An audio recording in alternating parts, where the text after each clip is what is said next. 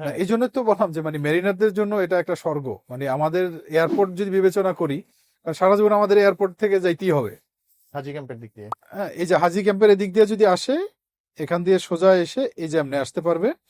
এখান থেকে আবার একটা 300 ফিটে আসছে, আর কসাইবাড়ি থেকে গেলে একদম সোজা এই দিক দিয়ে কসাইবাড়ি, এখান থেকে পার হইলে উল্টা পাশে হলো 26 আর 27 নম্বর সেক্টর, যেটা ডিপ্লোম্যাটদের পূর্বাচলে।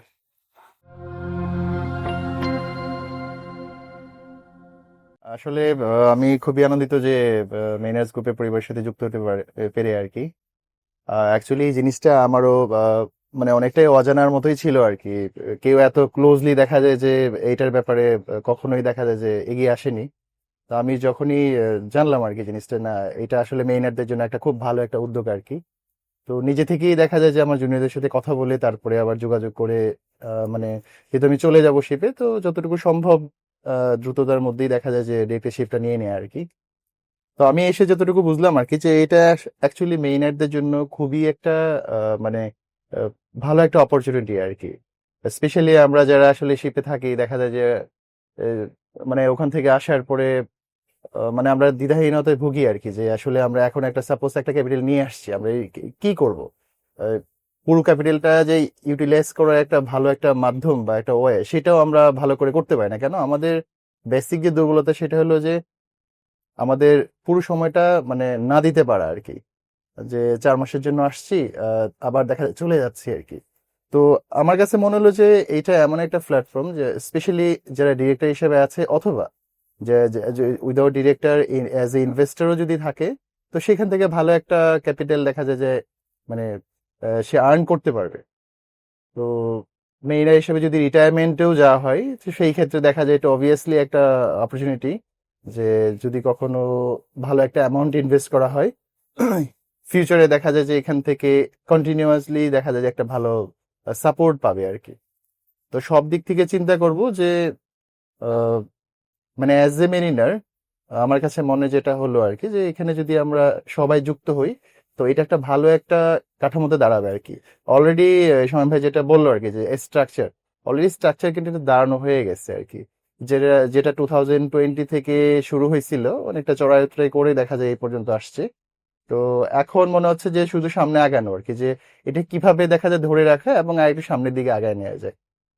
তো এখানে মেইনলি যেটা হলো এখন আমাদের ক্যাপিটালটা একটা আহ, বড় একটা মানে মানে ইম্পর্টেন্ট একটা চ্যাপ্টার। কারণ হলো যে আমাদের এখানে মেইন কনসার্নটা হলো সুদ মুক্ত।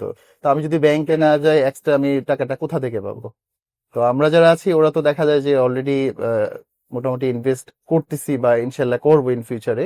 আর যারা এখনো আসে নাই বা এখনো দেখা যায় এটার ব্যাপারে কনফিউজ, তো আমি সবার উদ্দেশ্যেই বলবো, শুধু আমার একাডেমির বলে কথা না, ফিশারিজ একাডেমি বলে কথা না, আমি প্রত্যেকটা প্রাইভেট একাডেমি, প্রত্যেকটা গভর্নমেন্ট একাডেমি, ফিশারিজ একাডেমি সবার ক্ষেত্রেই বলবো যে এটা একটা খুব ভালো একটা ওয়ে দেখা যায় মেইনারদের জন্য আর কি যুক্ত হওয়া আর কি।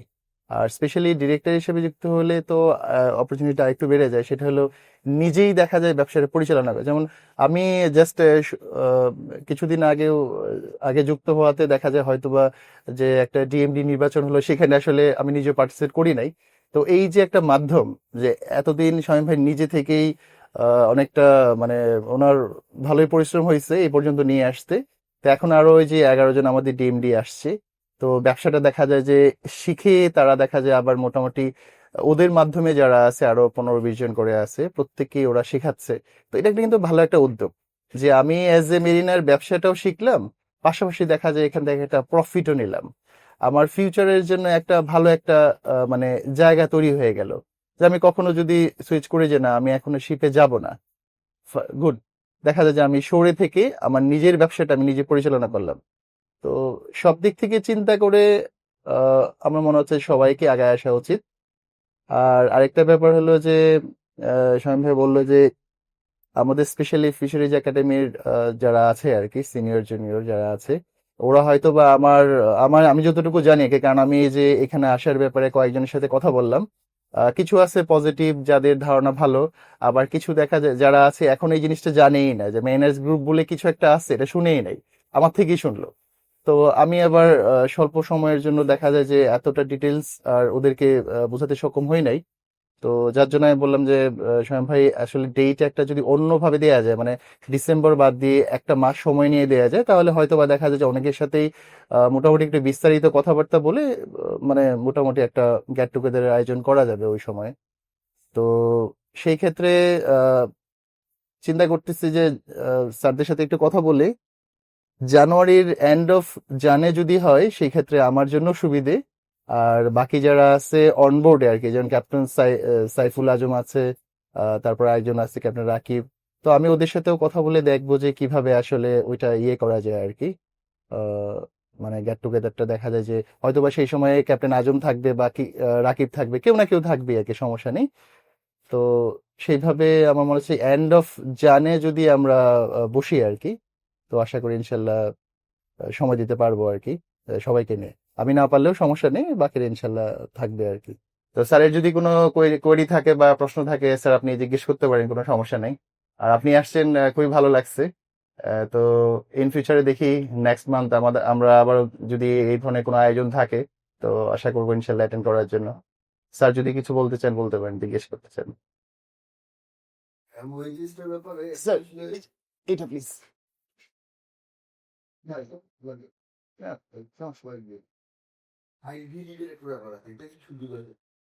হ্যাঁ জি স্যার, এখানে আমাদের নিজস্ব গাড়ি আছে, মানে পিক অ্যান্ড ড্রপ আর কি, বাসা থেকে নিয়ে একদম সাইট ভিজিট করিয়ে বাসায় দিয়ে আসবে। আর অফিসে আসাটা আমরা একটু রেকমেন্ড করি, অফিসে আসলে আলাপ আলোচনা করে গেলেন, বা অনেক সময় অনেকে সাইট ভিজিট করে একদিন আর একদিন আবার অফিসে আস, এভাবেও করা যায়। এটা মানে প্রতিদিনই চালু আছে। তাহলে যারা নাকি এটার সাথে মার্কেটিং এর সাথে যারা রিলেটেড, ওদের সাথে কন্ট্যাক্ট করে সাইট ভিজিটের হ্যাঁ ঠিক আছে, আমি তাহলে বলে দেবো না।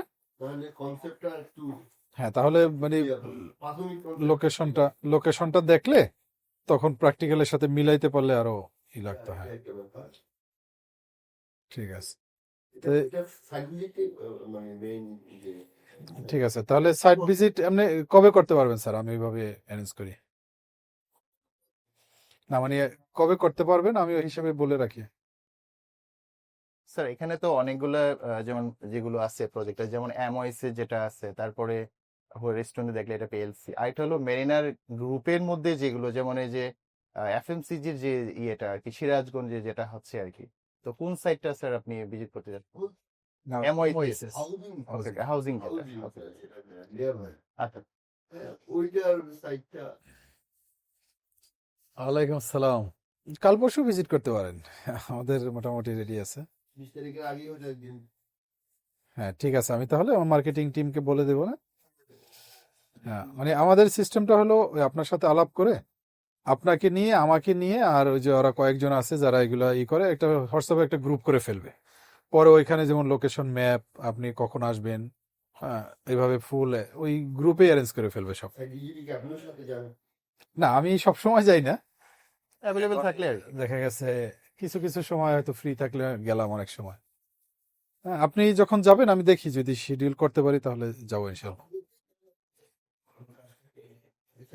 হ্যাঁ তারপর একটা স্যার আমাদের আরো যদি কেউ থাকে তাহলে একসাথে নিয়ে দেখাতে পারেন, ওইটা আরো ভালো হয়। সেটাও আরো কেউ যদি বেরিনার বা নন বেরিনার বা কমিউনিটি কেউ যদি হ্যাঁ হ্যাঁ, এটা obvious. চায়, যেহেতু হ্যাঁ তাহলে একসাথে একটা গ্রুপ নিয়ে চলে গেলে আমরা একটা বড় কমিউনিটির রিপ্রেজেন্ট করি, তো সেখানে সাধারণত একটা শ্রেণীর মানুষের সাথেই উঠা হতো। বা একটা কাজ করতে পারেন স্যার, প্রথমে আপনি গেলেন, গিয়ে পুরো জিনিসটা দেখে এরপরে হলো আপনি এরপরে পরের স্টেপে। হ্যাঁ কেউ যদি ফ্রেন্ড হিসাবে সাথে যেতে চায় সেটা জন্য না হ্যাঁ definitely, ওটা তো হয়। প্রথমে এটা হলো একটা, আরেকটা হলো আমাদের কিন্তু মানে মূল কোম্পানি যেটা, এটা হলো কিন্তু মেরিনেস গ্রুপ, যেটার আন্ডারে আমাদের এখন মার্কেটে 50টার মতো product running, dealer distribution channel, এবং এটাই কিন্তু হলো মূল বিজনেস। এবং এটার কারণেই কিন্তু আমরা এই যে এফএমসিজি মানে এটার ব্র্যান্ড ভ্যালুর কারণে কিন্তু আমরা এই এমওএস এ শুরু করতে পারতেছি। ওরা যখন দেখছে যে আমাদের মার্কেটে এরকম একটা বিজনেস আছে এবং 200 জন মেরিনার একত্রিত হয়েছি আমরা, এই তখনই হলো লোকাল এরা আমাদেরকে দিস, যেমন কাস্টম অফিসার, হাউজিং সোসাইটি, এরপরে জেওএইস যেটা জাজদের, বিসিএস, আমাদের কিন্তু এই পাশে যারা আছে সব কিন্তু কমিউনিটি বেসড। তো এই জন্য যেমন ওরা কোনো ব্যক্তি কেন্দ্রিক কাউকে এটা দেয় নাই। যেমন অলরেডি কাস্টম অফিসারকে 700 বিঘা জায়গা দিস, কাস্টম অফিসারও সুন্দর টাকা পয়সা দিয়ে নিস। মানে আমাদের মেরিন কমিউনিটি শুনে এরা যেমন দেখা গেছে বলছে ঠিক আছে আপনার এই প্রজেক্ট বাস্তবায়নে মানে আমরা সর্বোচ্চ সহযোগিতা করব পাশে থেকে। ওরা ওরা কারা? ওরা স্থানীয় চেয়ারম্যান আছে, মেম্বার আছে, কি স্থানীয় জনপ্রতিনিধি? জনপ্রতিনিধি। হ্যাঁ, কারণ জনপ্রতিনিধি প্রতিনিধি কি তারা এখন এক্সিস্টিং নাকি আগে? মানে দুই পক্ষেরই আছে আর কি।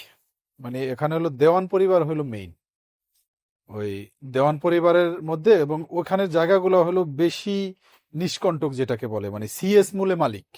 বাংলাদেশে সিএস মূলে মালিক জায়গা খুব কম জায়গায় আছে, হয়তো হিন্দুদের সম্পত্তি অথবা দেখা গেছে অনেক সময় খাত জমি থাকে, কিন্তু এই পুরা জায়গাটা আবার ওই যে ভাওয়ালের রাজার কিছু জায়গা, নবাবের কিছু জায়গা, এই পুরা জায়গাটা এই কোনো ঝামেলা নেই, মানে সব ওরা পৈতৃক সম্পত্তির মালিক, পৈতৃক হিসেবে মালিক। তো এই জন্য প্রজেক্টটা আমাদের জন্য অনেক ইজি এবং অনেক কনভিনিয়েন্ট।